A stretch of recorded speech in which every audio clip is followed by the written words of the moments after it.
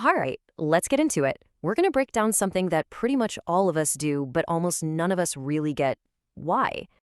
You know exactly what I'm talking about, right? You walk away from a chat and bam, your brain just hits the replay button. And it's not just once or twice, it's like a movie stuck on a loop. And you go deep. You start dissecting what you said, what they said, the way they looked when they said it. You even start mentally rewriting the script, thinking of all the perfect things you wish you'd said. It is just absolutely exhausting. But what if I told you that this habit isn't you being dramatic or just overthinking things? What if it's actually your brain's ancient, hardwired protection system kicking into gear? The real question then becomes, what on earth is it trying to protect you from? Okay, so first, we need to understand a core truth about our minds. They cannot stand loose ends. Your brain is basically wired to seek out completion and certainty. It wants to close the file and finish the story.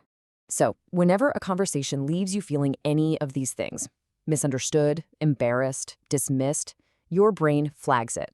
It's like a big, red, unfinished stamp gets slapped on the case file. And that file stays open on your mental desktop, demanding your attention. Now, the reason for this goes way, way back. You see, for most of human history, being part of a group meant survival. Getting kicked out was a literal death sentence. And your brain, well, it's still running on that ancient software. So it treats an awkward comment or a weird social moment like a potential threat to your safety and your sense of belonging.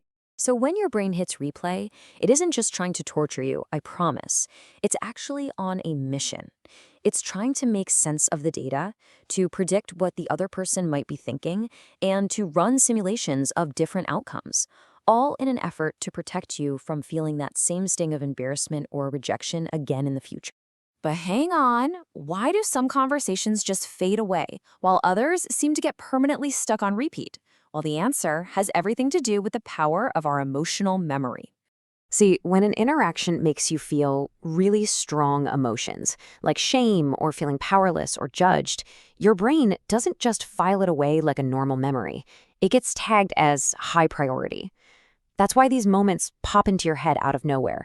When you're in the shower or trying to fall asleep, your brain is desperately trying to process that powerful emotion that you couldn't quite handle in the moment. And this is where anxiety just pours gasoline on the fire. It creates this vicious, self-feeding cycle. You replay the conversation, which makes you anxious. That anxiety then tricks your brain into thinking, oh, I must not have analyzed this enough. I need to replay it more, which of course just makes you feel even worse. It feels like you're doing something productive, but it's a total trap. Okay, so we've covered the mechanics of the brain, but now we get to the real heart of it all. There's a hidden, and honestly, a kind of beautiful reason you do this. It's not a bug in your system. It's a feature of how you connect with people. And here it is. This is the core truth. Just think about it for a second. Do you really spend hours replaying a random comment from a stranger at the grocery store? Probably not. You replay conversations with your partner, your boss, your best friend, your parents, the people whose opinions actually matter to you. So let's just reframe this right now. What you're doing is not a symptom of overthinking. It is a direct, measurable sign of your emotional investment. The more a relationship matters to you, the harder your brain is going to work to protect it. So, underneath all of that mental churn, all that frustrating analysis, are these really positive intentions. You're replaying that conversation because you deeply value the connection. You want to be understood. You want to be a good friend or partner or employee. And yeah, you're afraid of anything that might put that important relationship at risk.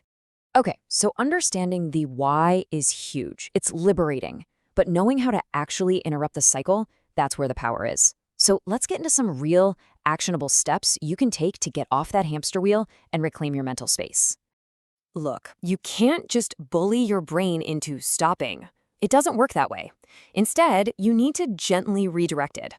This 5-step process is all about shifting from replaying to actually processing.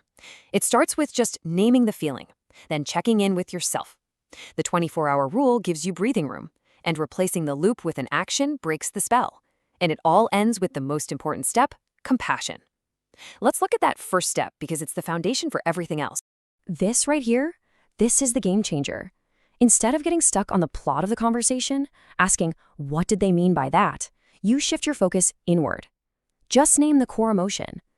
The moment you go from asking a question about them to making a statement about you, I feel misunderstood or I feel embarrassed, you pull your brain out of detective mode and into a much more productive emotional processing mode.